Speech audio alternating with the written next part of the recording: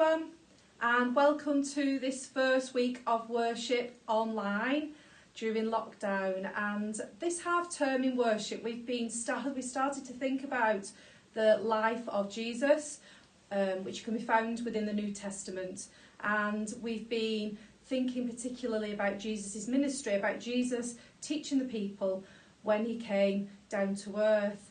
And we've been able to think about what we can learn from the many, many stories within the New Testament.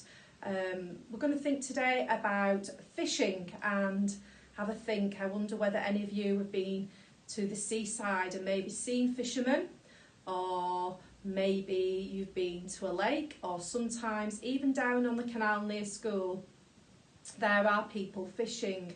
And today's story takes us to the Sea of Galilee, and the Sea of Galilee was in a massive lake.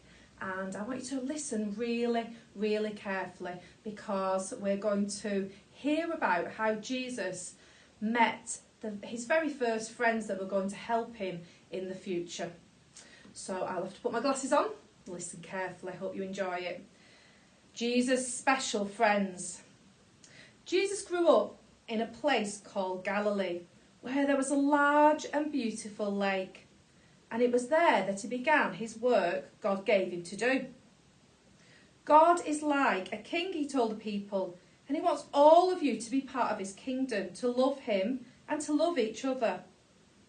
People like to hear Jesus talk. In fact, one morning, the crowd was so huge that it was nearly impossible for Jesus to see them all, so he had to push out into the sea. "Excuse me," Jesus asked a fisherman, "could I borrow your boat for a while?" The fisherman's name was Peter.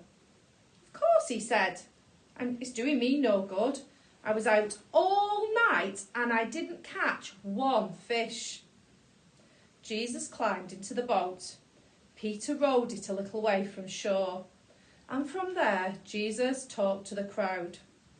When he'd finished, Jesus sent the people home, and then he turned to Peter.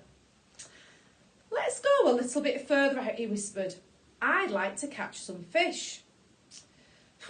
Peter shook his head and laughed. "I've told you, my men and I were out all night, and we caught nothing." Jesus didn't say a word. He just smiled and he looked across the lake. "All right," Peter sighed, "if that's what you want." So Peter sailed to the deepest part of the lake.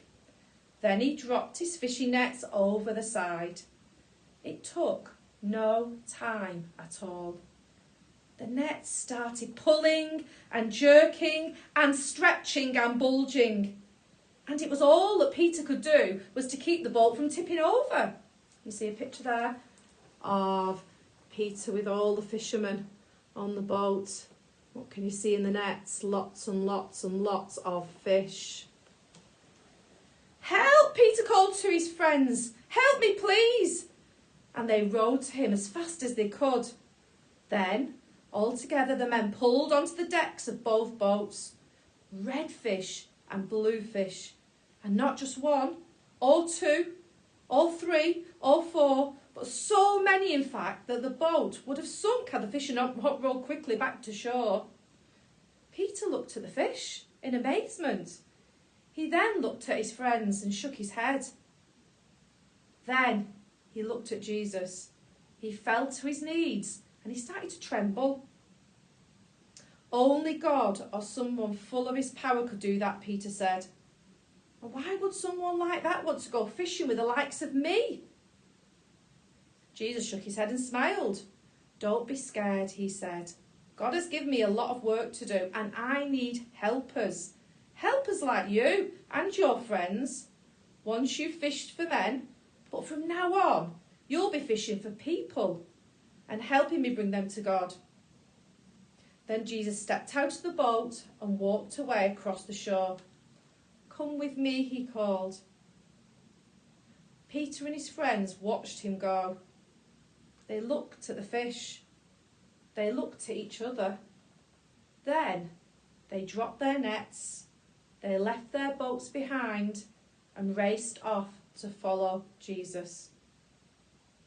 So that's one of our stories that we are thinking about this week. So if you'd like to find that story in your Bible, or maybe from Bible Gateway online, if you've got your iPad at home, it's in the Gospel of Luke, and it's chapter 5, starting at verse 1. Maybe you'd like to reread it. Maybe then you could act it out in your house with maybe somebody at home, in your family maybe. If you've got brothers and sisters from the school, you could listen to this together. And then maybe you could do a picture, maybe post it on Twitter so we can have a see, and I can give you some feedback. So just a couple of questions and a couple of things for you to think about. What did Jesus mean when he said to the fishermen that they'd been fishing for fish, but now he wanted them to fish for men?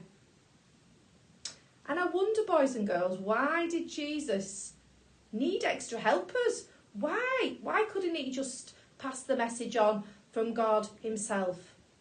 He called his special helpers disciples, so maybe you could also think about listing all the disciples' names that you already know about and that you've already learnt about in school.